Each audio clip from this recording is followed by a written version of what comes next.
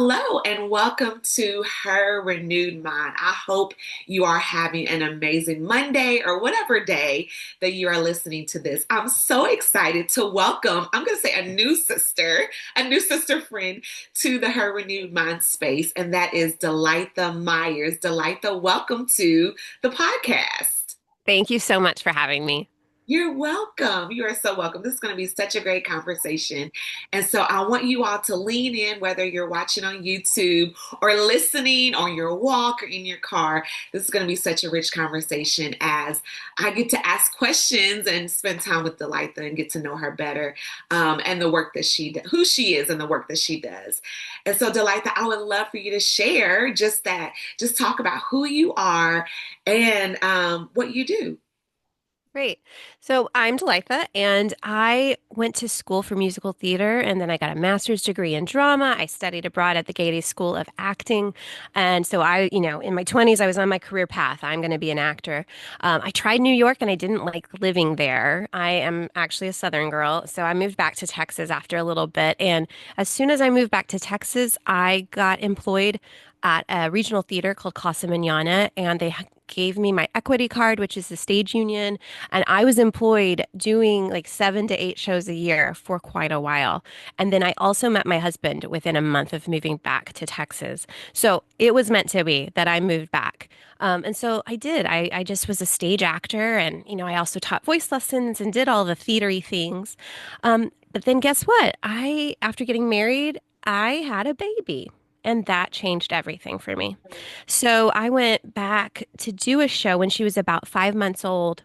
And it was just a completely different experience. Yeah. I did not like it. I felt so much guilt from being away from her. Um, there's 2 days in the theater cycle for stage union that you are doing tech, getting ready for the Yeah. show to go on. And so back then we did 10 out of 12 hours in a day, twice in a row. And those days just killed me. And once I was through with that show, I'd kind of just drew a line in the sand and said, I'm not doing this anymore until she's older, because it was just such a hard time for me emotionally. And so I said, I'm a mom now, and that's what I'm going to do. That's my new job right now is I'm a mom.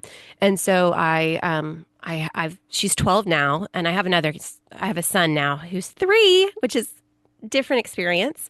But I've homeschooled my daughter, and we've just chosen this kind of homeschool path, because I also taught in public and private schools throughout my time teaching theater. And when I was teaching in public schools, I didn't have a kid at that point, but I saw how different it was from when I went to school. And I thought, when I have a kid, I think we're going to do something different. I didn't know what we would do, but I just knew public school was not going to be in her path, Yeah. if at all possible. Just because what I saw of like the kids, what they would talk about, just blew my mind, really. And so I just didn't want her to have those interactions for a while. Right. Yeah. And so that did it kind of changed my path. And once I made that decision, though, and I said, you know what, I'm not doing theater anymore for a while. I'm going to be a mom. You know, God gave me this precious, precious gift, so I want to pour into her as much as I can. My husband had this epiphany moment where he got a very clear call from the Lord to sell our house, sell our cars. Well, just one car. We got to keep one car, and make a movie and keep him in mind. So that was Huh. interesting because Okay. at that point I had, at that point I had a 7-month-old daughter. And he's telling me, so the Lord told me we have to sell our house and one of our vehicles and we're going to make a movie. And I have an interesting personality type. And so I was like, okay, great, let's do it. Even though, part of me is like freaking out a little Yeah. bit, Yeah. but most of me is like, you know what? You hear from the Lord. Like he has a very deep, special relationship Yeah. that, and I trust it. And, and God gave me, little things throughout my time where he's like, listen to Nathan. I've told him what's happening. And so I'm like, okay. So we went with it. We sold a house, we sold a car, we got out of debt, and we had very little but we had just enough to start this movie process. And, coming out of theater, going into film makes sense. And I'd done some film throughout my time, but yeah, so we birthed a baby and we birthed a movie. Oh my goodness. This is amazing. First of all, I didn't say this before we hit record, but I'm such the theater supporter. I'm a theater mom. I'm a dance mom, but not like the show. Like I'm a nice and grace filled, I feel like. Yeah. I just feel like I have to put that disclaimer. But my daughter is headed to college in the fall, which is crazy that I have an 18-year-old. And she is planning to study, or she's going to be studying theater, musical theater, and dance. And so I love to know, like, when did that start for you? Let's talk about, let's backtrack a little bit. Like, you growing up, where did you grow up? I know you mentioned moving back to Texas. Did you grow up in Texas? And what was your start like, as Yeah. a little girl and, Mhm. showing signs of being interested in theater, musical theater? Yeah, absolutely. So I actually before fifth grade, I grew up in a small town called Winsboro, Texas. It's so small. Like they didn't even have a McDonald's at that time. It was Right. so tiny. And Yep. we lived on acreage. We had a farm, and I was an only child, so I was just left with my imagination. And we had this big satellite dish that my dad would have to go out and like actually turn for it to move. And so I got to watch Kids Incorporated and Mickey Mouse Club in like Central Time, and then he would turn it and pointing it towards California, and then I got to watch it, later. So I watched like the same episodes, twice in a row every day, and I was obsessed with those shows, those '90s shows. Yes. And so then I would go in my bathroom and I'd like get the hairbrush and I'd just like pretend I was one of them. And I had a trundle bed and I would pull out the bottom trundle. So I had a two-tier stage and I would perform for my parents, but I'd only perform for them and a select few friends because I was very shy and introverted back then. But then in fifth grade, my parents moved us to a bigger town, and it had two universities in the town. It was a huge arts community, and so that's where I went to high school. And so I got to do theater and do choir and dance and do all these things and be around a group of kids who were also super into it. Yeah. It was a very supportive community. And so my junior year is when I really like blossomed and I started getting the leads and doing all that. And that's when I knew, oh, I want to do this. And I think I saw Les Mis with, I think Sutton Foster was in it back when she was like 18 years old or something. She came through and I thought, ooh, that's it. I mean, right there, that is all I want to do. And so when I was 18, I graduated in 1998 and there were Just not very 1 year many. before me, just want to say, Yeah, so we're sisters for real. we are. Yeah. So, yeah, but back then there weren't a lot of musical theater programs in colleges like there are now. Right. So there was literally like CCM, which is University of Ohio, and Yep. then there was Oklahoma, which is where I went. I went to the University of Oklahoma. There was like Michigan and Carnegie Mellon. That was about it, you Mhm. know. And so I didn't know that there were other people who wanted to do this. I was so just in my bubble. I had no idea it was competitive. And so I was like, oh, I'll just apply to one school. Yeah. Yeah, don't do that. Kids, if you're out there, you need to apply to many if you're doing musical theater. So I did. I just applied to CCM because that's where I wanted to go. Because that's where Yeah. I saw everyone who was on a tour at that time, That's that's what where they I graduated from. yeah. Yeah. Yeah. Well, guess what? They didn't accept me in musical theater. I got into the college and I just bawled my eyes out. And then the next day, I got a letter that was from OU, the University of Oklahoma. And they said, we saw you at the state thespian convention. We like you and we'd like you to audition for our program. And I said, great, because I don't know what I'm going to do. Okay, So God. I auditioned for them and they accepted me, and that's where I went. I love that. That's such a God story, like, Yes. Yeah. yeah, Yeah. right place, right time. Hmm. And you didn't know that they saw you, right? Like you were there. No, I didn't. Yeah. Like Yeah. I don't know what I think I'd done the like college audition Uh-huh. thing where you just go in and do like 30 seconds of a monologue and 30 seconds of a song. But I didn't like nowadays it's so competitive. Kids like you have to say, I'm going to be at this convention. I'm auditioning. I want you to see me. Like you have to let them know. But back then, Yeah, you just go. fortunately, they just were like, she looks good. Let's send her Yeah, a letter. I love it. Yeah. I love that so, so much. And so how, like, can you talk about your faith journey? How was your faith on display, or how did your faith Mhm. grow, when you were younger and weaving that Yeah. into musical theater and theater?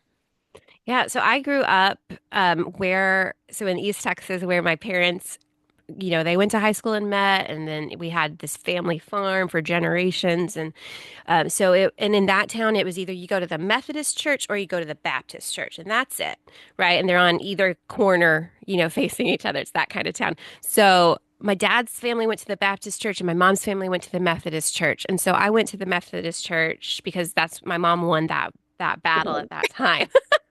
So I grew up in that church. And then when I went to college, though, there was this group called the Drama and Dance for Christ Association or something. It was very specific for our little program. And so we would meet on Wednesday mornings. And that was really lovely because in the theater world, it is kind of hard to find like-minded Christians Yeah. because it's just, lots of different people migrate over there. And so it was lovely being a part of this group and knowing that we had this safety net as we navigated college. And then I started kind of branching out of the Methodist bubble there. And because, you meet all these other people. And so then I moved to New York right after college and I didn't like it. I Mm. remember going to this church. I lived in Queens and I showed up one Sunday and there were literally 7 people in this huge sanctuary. I was like, this is different than Yeah. what I'm used to. Oh, so I didn't find a good community there. And I graduated early too. So my friends were still in college when I moved to New York. So that wasn't very helpful. And I just didn't like the lifestyle there. So, well, yeah, I moved back to Texas. And when I moved back, I met my husband, and he is a preacher's kid. Look at him. And Nathan. yeah, most of my friends have been preacher's kids, funny enough. But he was a preacher's kid, he and his 3 brothers. And so I started going to his dad's church, and they're just kind of a Bible church, they're just kind of, I mean, they have some strong theology, but it's different than the Methodist church. And so I started actually understanding different theologies and different thoughts on things. And at 25, I got rebaptized because I was in the Methodist church. It's kind of like Catholicism, where you get confirmed in Yeah. sixth grade and all this stuff. But at 25, I made like a real decision. Like I love the Lord. I want to do this, and so I got truly baptized in front of friends, family, and it was a really cool experience. Also, because my husband's there. I mean, we weren't married yet; we were going to be married, and it was awesome. Love it. That's Yeah. so sweet. So, how did you officially like meet your husband? I would love So that. when I moved back I from love New York, um, we I at first went to my aunt and uncle's church for that first Sunday I was back because we moved to a different I went to college in New York, and then when I moved back home, my parents had moved to a different town in Texas. And so it's where my aunt and uncle lived. And so I went to their church one Sunday, first Sunday back. I think I'd been here 3 days. And she said, "Oh, I want you to meet this woman because she runs a theater company uh-huh, here in town." And I said, uh-huh, "Great." And so I met her. Her name's Deborah Jung. I met her. She said, "Oh, can you come in for an interview this week?" Absolutely. uh-huh. So I go in for this interview, and she is interviewing me for a musical direction for summer camp. And as I'm doing the interview, she says, "You know what? I think you would really like this guy that I hire a lot to do musical direction. He's in a band with his brothers, Uh-huh. and they're on tour. And so he can't do summer camp, which is why I'm looking for a new musical director. But Yeah. I really think you guys would hit it off." Oh my God. I said, okay, Like this was great. during the interview with her. Yes. That Yeah. is, oh, that is amazing. What a great story. Yeah. And Nothing to and do so with his you. his tour got pushed and he happened to do camp with me. And she had told me, oh, he's actually coming back. But I want both of you to do it. I think you'll get along really well. I think you'll Yeah. like each other. And I'm like, okay, well, I kind of hope he's in a hillbilly band with his brothers and he's missing some teeth because I am not looking for a husband right now. I am not. I just moved back from New York. I have a career ahead of me. Yeah. But no, he was, it was 2002 and he was in a boy band and he I was very love it. cute. Yeah, not Very cute. hillbilly at all. And he No, was tea. very in sync. Very Justin Timberlake. Yes, I absolutely love it. Yeah. Oh man, I just love how like things have been aligned and just like her looking out for you by telling you about him. That is amazing to me. hmm Amazing Yeah. to me. I was meant to come back to Texas for Yes, sure. yeah. Did Yeah. you, leaving New York, um, how did you feel about that? Did you feel like, well, I'm not going to put any words in your mouth, but what was that transition like? But I know by you sharing like how things worked out, that it worked out good, but making It that is. decision to leave, how was that for you? It was many emotions, right? Because, I mean, you got this daughter who this is what she wants to do. New York is the place to do it. So you're there and you're excited. And what happened for me, though, is that I had been hired by a theater in New Jersey to play Mary Magdalene in Jesus Christ Superstar. And because I was going to do that, and then they had promised me, like, we can't tell you yet, but we want to also cast you in this other show right afterwards. So it'll be, probably 4 or 5 months of your life in New Jersey, and we're going to put you up in a house and all this stuff. So because of that, I gave up my apartment in New York. Mhm. Well, guess what? I met this director who I'd auditioned for, and he had hired me, and he was really creepy. Mhm. He the first time he came into the city, he was like, I want to meet over dinner Mhm. to talk about your contract. And I said, oh, okay. Well, who else will be there? No one. Okay, well, I think I'm going to bring some friends. Yeah, And so I told my friend that I'd met in the city, and she brought a gang of friends. yeah. Oh, I And love that's a so great we friend. showed That's a up, great friend. and I mean, there's probably like 15 of us and him. Because I just, my little spidey senses, I was like, something doesn't feel right. And I mean, he drove up to this park in New York and was like, hop in my car. I Mhm. said, no, I have friends. We're gonna walk somewhere close to eat. Yeah. And he's, oh, okay. And so when we get there, guess what? He didn't bring my contract. So all my spidey senses are like, oh no. So then he does it again, like 2 weeks later. Okay, I'm coming back to the city. Let's talk about your contract. Well, who else is going to be there? Okay, well, the guy playing Jesus and the guy playing this other part will be there. I said, okay. And so we meet. It's actually a very nice restaurant, and he only looks at me the entire time we're doing this. Um, this dinner is really creepy. And then he leaves, and those two lovely men were like, I think you need to be careful. Yeah. Yeah. So I had all these warnings. Yeah. And then when I finally do get the contract, because guess what? He didn't bring the contract again, where it says housing, it's blank. And so I call, I said, where am I staying? Yeah. Oh, you're going to stay with a friend Mhm. who has an extra room. So all this, and I'm supposed to leave literally the next day to go to New Jersey for 5 months. And my apartment is now taken over. And I just made the call. I said, I think you need to find a different Mary Magdalene. I'm not going to be doing this. And I got in my car the next day and I drove halfway to Texas. Yeah. Wow. Yeah. Wow. Yeah.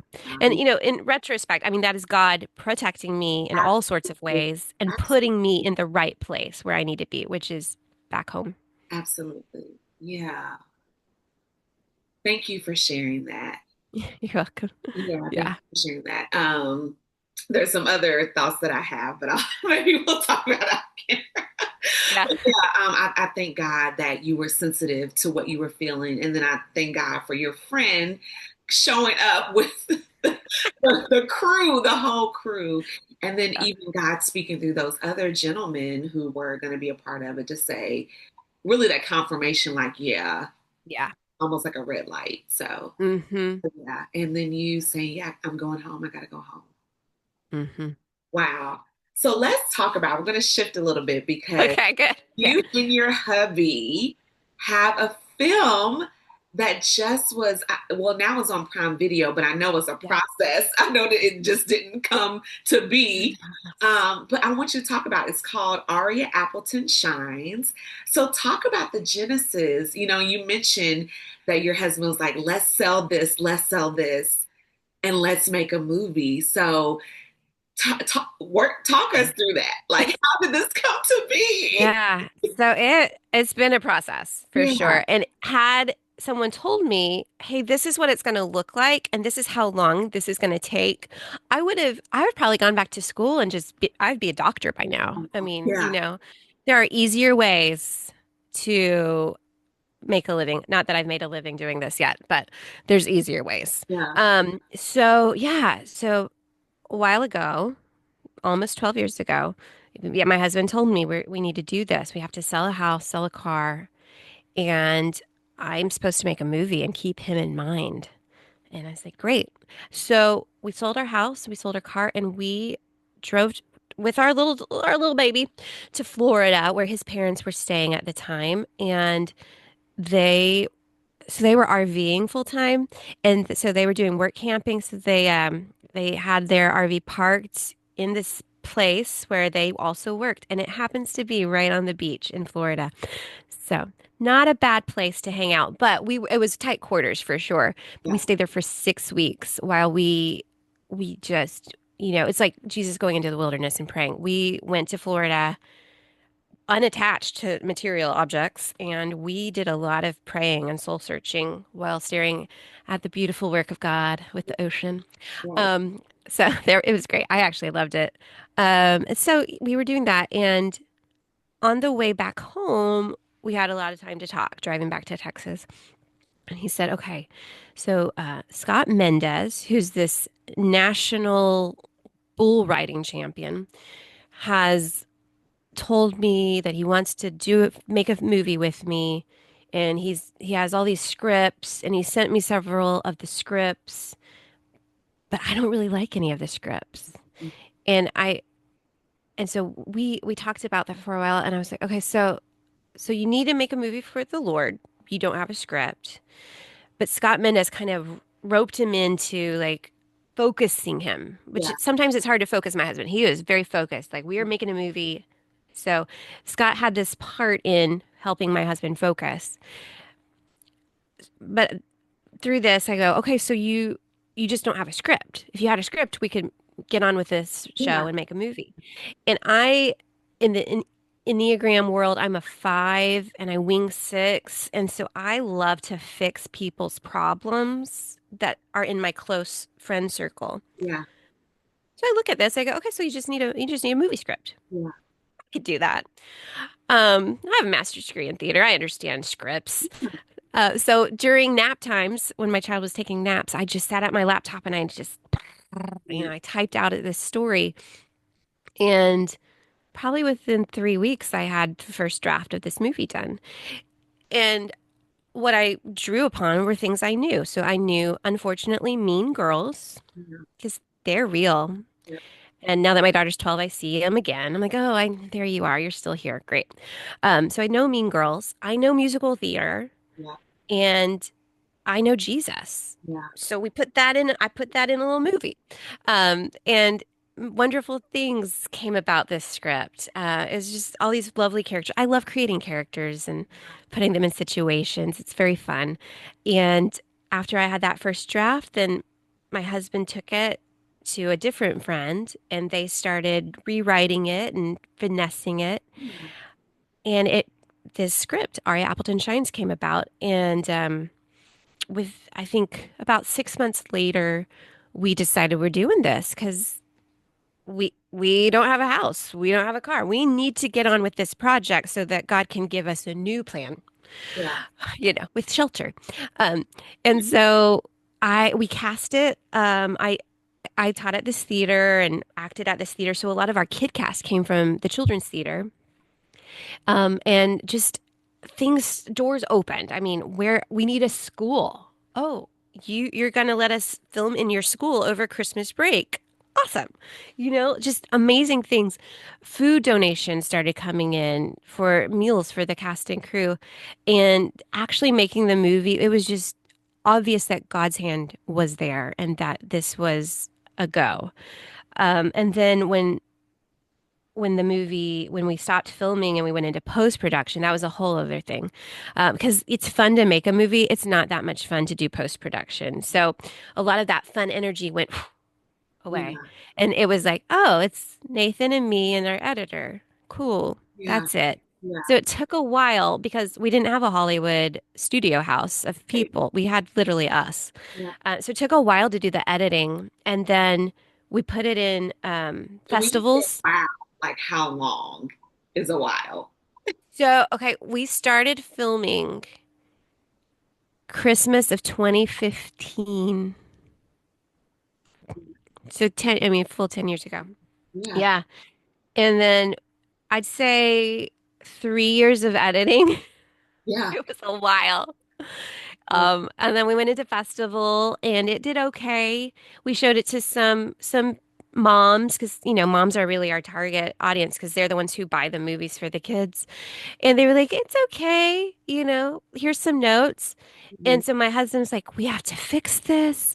And so Mhm. we went back and we filmed some more scenes that kind of gave it this extra warmth and extra heart Mhm. that it was missing. And then guess what? COVID happened Yeah. and it just shut everything down. We had one more scene to film, and one of the actresses who was supposed to be there was just like, I don't know if I can do it. I don't know if I can get out. And, you know, just come outside. It's an outside shoot. It'll be fine. And so I finagled her out. She is my best friend. So if anyone could get her to come out of her house, it was me. So we filmed and then went back into the editing mode. And during COVID, like it just shut our bread and butter business down because we were non-essential. Because guess what? We are theater and film people. Doesn't matter. Which it does, but it just messed with everyone's heads and messed with our just everything. So it shut us down for a while. Once we kind of got our legs back underneath us, then we were able to finish the movie. It went back into festival. We won what is essentially like the Oscars for Christian film. We won Best Comedy Feature at the ICVM Gold Crown Awards. And what was really cool about that award is that we knew we were nominated for Best Comedy, but when we get there, we open the program and there's also Best Feature, just over like comedy and drama. There's that category, like Best Feature Film. And we were nominated against Jesus Revolution Wow. and Sound of Freedom, which was also a huge movie that year. And I was like, Nathan, look. And we were Yeah. the only comedy in this list. Yeah. They're the And best I was feature. like, I think we're winning comedy. Yeah. And look, it was the biggest affirmation we've ever had, really, about, okay, we're doing something right. Yes. Our Yes. movie, someone sees it. So yeah, we won that. And then that kind of helped to launch us into actually putting the movie out there into the world. Yeah. And so it's on Prime Video. So if you go on Prime, you just search Aria Appleton Shine. You can actually just search Aria Appleton and it'll pop up. Yeah. If you're doing it on your computer, if you write in Aria Appleton, our soundtrack will also pop up because it's a musical. And so there's a soundtrack. There's 25 songs on the soundtrack and it's also on iTunes and Apple Music. But yeah, we'd love for people to watch it for sure. It's a great movie about this 11-year-old girl who's just, all about self. She wants to be the star of her elementary musical. But her mom, who is very not connected and not really present in her life, goes on a business trip and she has to stay with her neighbors. Yeah. And they're a homeschool Christian family and they help influence her life for the better and help her start to die to self and be Yeah. a better person, you know? So good. So good. Yes, I will make sure. Here's the commercial break or PSA Yeah. to put the information in the show notes and description so that our amazing ladies watching and listening will go check out Aria Appleton Shines. Oh, I love it. So what do you all hope that families, young people, older Mhm. people, everyone who watches film, what do you hope that they gain from watching this film? I want families to have positive conversations. Mm, That is my goal. So I often, I'll sit down with my family and I think I will have done all the research. Like, is this family appropriate? Are there any hidden agendas?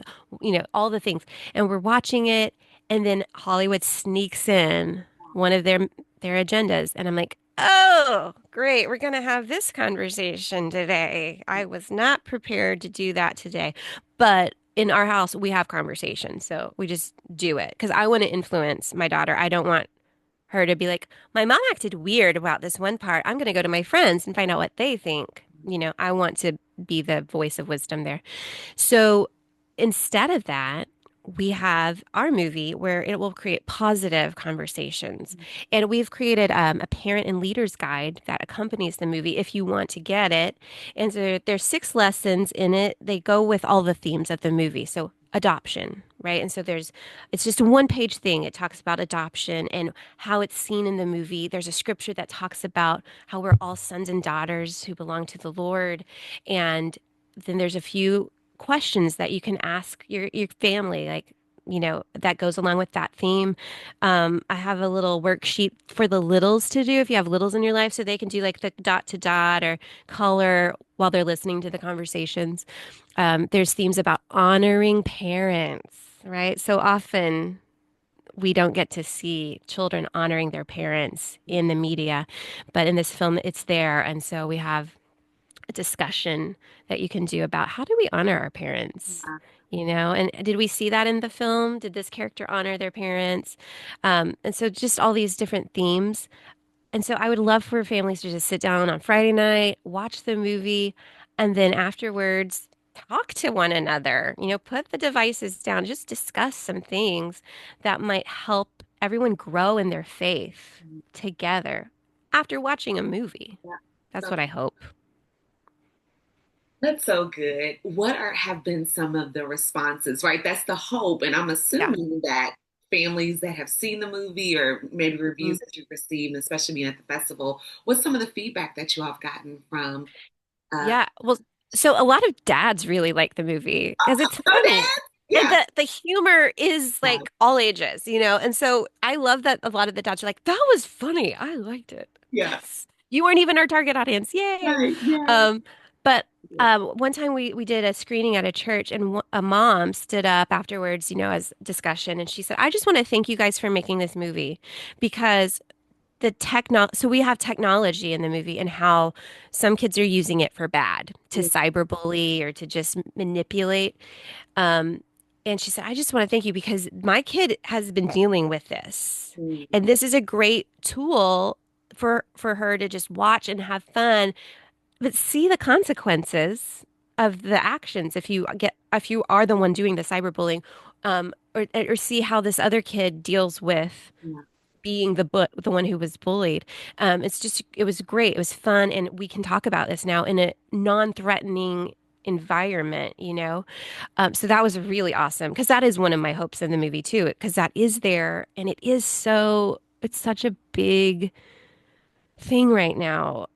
There's a stat that's like 60% of all kids that go to school will deal with cyberbullying.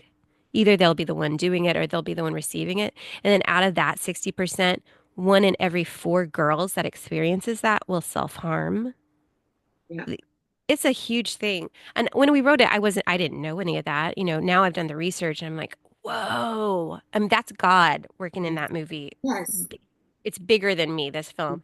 But yeah, that mom saying that was a big deal. I had another mom who told me that her 8-year-old has been bullied via the phone from a school person. 8-year-old, and how she can't wait to show this movie to her so that she just feels like, she's not alone and that there's some hope. But so just hearing from the moms who are like, thank you, that that's huge for me.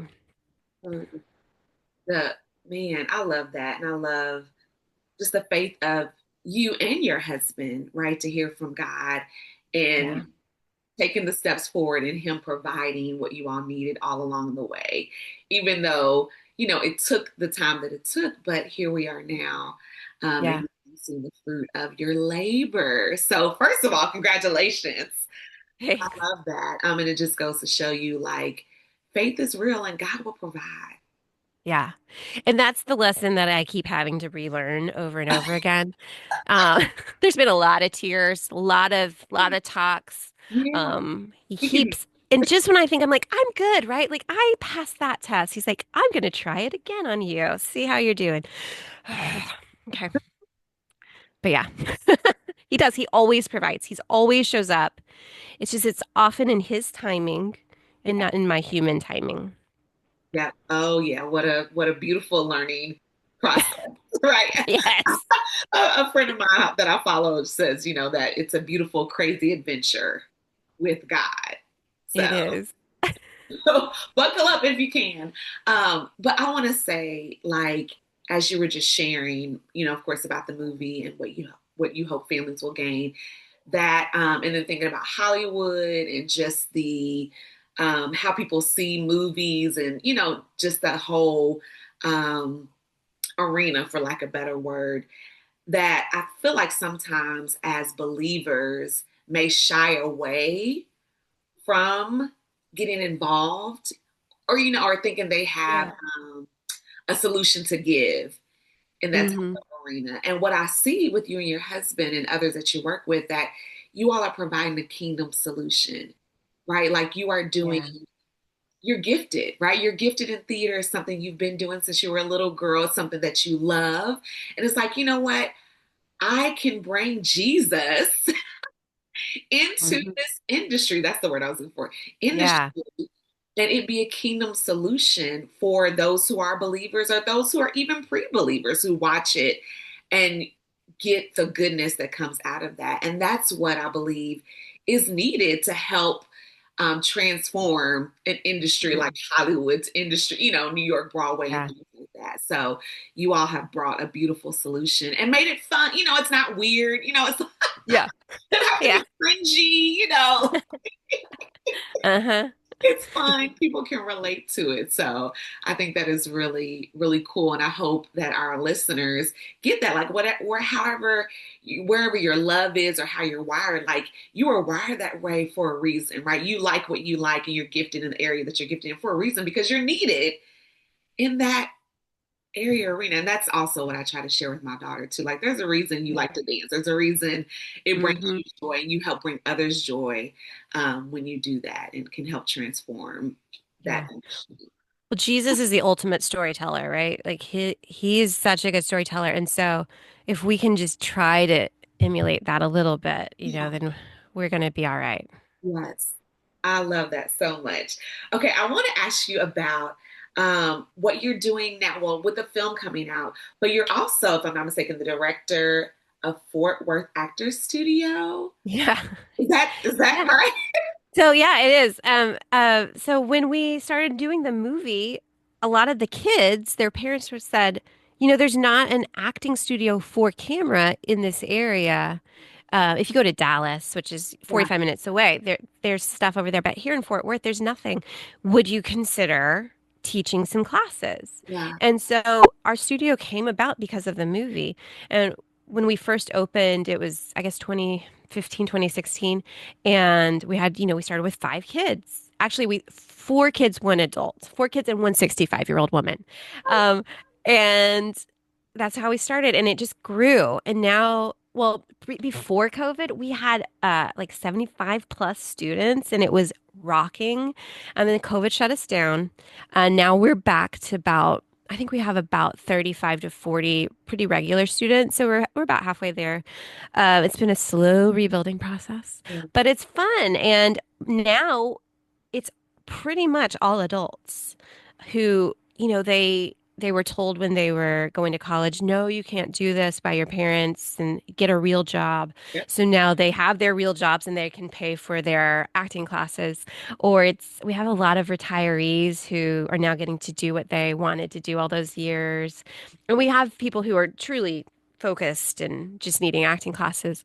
But it's fun. And we've built this lovely community of actors who we try to be positive and affirmative because a lot of classes I've been to, they kind of break you down and they're not necessarily kind. And we want to do the opposite of that. We want to build people up yes, we critique them and we mold them, but we do it in a much kinder, gentler way. And yeah, we do. We have this lovely acting classes on Mondays and Tuesday nights, and we do workshops, and it's been a lot of fun. And so I mostly administrate so that I can just work from home with my kids and my husband's more on boots on the ground, and we have some teachers that help teach too. Love it. Oh, I applaud you guys again, responding to a need. Yeah. I love it. I love it.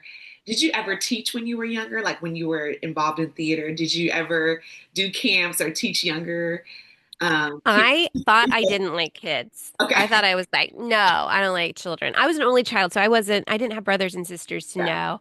know. But then when I was 22 and I got hired at Casa Manana, part of the thing was, okay, you're going to do all these shows and you have to teach two classes every semester. I was like, oh, okay. Well, guess what? I loved it. I loved teaching these kids. And so that is where I learned that I like teaching. I love investing in the next generation of artists. And yeah. And now I mean, I kind of prefer teaching to being on stage. I mean, I still like being on stage, but there's more reward in teaching them. So good. I Yeah. love that so much. Okay, I think yeah, I just have like one more question. This has been amazing. So thank you. So for our listener, whether they're a mom, we may have some dads to listen to, but mostly women, whether they're a mom or they're creative, they have this dream in their heart and they feel like maybe they're on hold right now or it's taking longer, right, than Yeah. expected. There's been like that adventure, the twists and turns. What encouragement would you give or can you give? I'll receive Mhm. it too because I've been receiving our whole time. But what encouragement can you give to that woman? Yeah. So my what's the word? Like goal or motto or whatever for this year has been be bold, right? And so I say that to you guys, be bold. I have often been very timid about sharing my faith in the theater space, especially because I don't want people to not like me. But I've just been really challenged to be bold, Yeah. to just be like, no, but see, Jesus actually loves you. Yeah. So it's like just to share that, not in a threatening way or anything, but just to not be scared. And I think fear is the thing that holds a lot of us back, especially me, especially. And so stop it, you know, and be bold. Just do it. If you want to do something, now is the time. Just take action and stop being scared. So that's my advice. So good. All Okay. of you out there, Yes. stop it, be bold, take action. Okay, so I have to ask you this is a follow-up question, and then this will Okay. be the last question, I think. Yeah. So what are you being bold in, or what is he calling you? What is God calling you to be bold in, like in this Yeah. season of your life? So for me, it's like going on a podcast like this and just Yay! speaking, just being honest and no filter, Yeah. um, because I do crave respect and to put a film out there where it's not even just in the United States, like it's everywhere. Yeah. That's huge and it's terrifying because sure people are going to like it, but guess what? Other people are not going to like it. Mhm. I see it all the time when I look at reviews. I'll see all these negative things and I'll watch the movie and be like, they had no sense of humor. Did you not see that that's funny? You know, um, so I know people are not going to like my movie. Some of them, and the, I'm terrified of finding a review out there that's like, I didn't like it. Oh, because it's me on a platter. That's what I'm Yeah. serving. And Yeah. so I know I shouldn't take it personally, but that's really hard not to do. Yeah. So I am being bold by putting it out there finally after all these years and then going and speaking about it so Yeah. that all these people who watch, listen, Yep. they know who I actually am and Yep. what I stand for. Yes. So I'm being bold right now for Yes, sure. you are. Yes, you are. And I applaud you for being bold because your boldness is unlocking boldness in others. Mhm. It's a ripple effect, right? For that Yeah. little girl, that little boy that's like, wait, I can love Jesus out loud and do and show that in whatever area that he has me in and Yeah. keep it moving. No, there's going to be bumps and challenges, but I'm going to continue to move forward because the life that did. Right? Because I see her story, I hear her story, so I can do it too. So thank you for being bold. Thank you for coming on this podcast. Thank you. Yes, and representing so well. So Thanks. yeah, so how can I know Mhm. you shared about, of course, Aria Appleton Shines being on Prime Video, and I'll put all those links. But are there any other links or social media that you want to share? How people can connect with you and your hubby and what you guys are up to? Absolutely. So we're on, Aria Appleton is on Instagram and Facebook, TikTok, YouTube. We're trying to grow all of those, the Yeah. followings and all that stuff. So they'll be in the show notes, I'm sure, just all those links. We have a link tree, and so you can just branch out from there. And please find us and follow us. We put lots of fun videos behind the scenes or interviews on our Instagram and all of that stuff. So please connect there. And then if you're interested in the Parent and Leaders Guide, that's on givesendgo.com/Aria Appleton. And you can give a penny or however much you want, and we'll send you that PDF of that. But I'm sure it'll all be in the show notes. And we also, if all you can remember is ariaappleton.com, you can go to that website and it'll get you there wherever you want to go.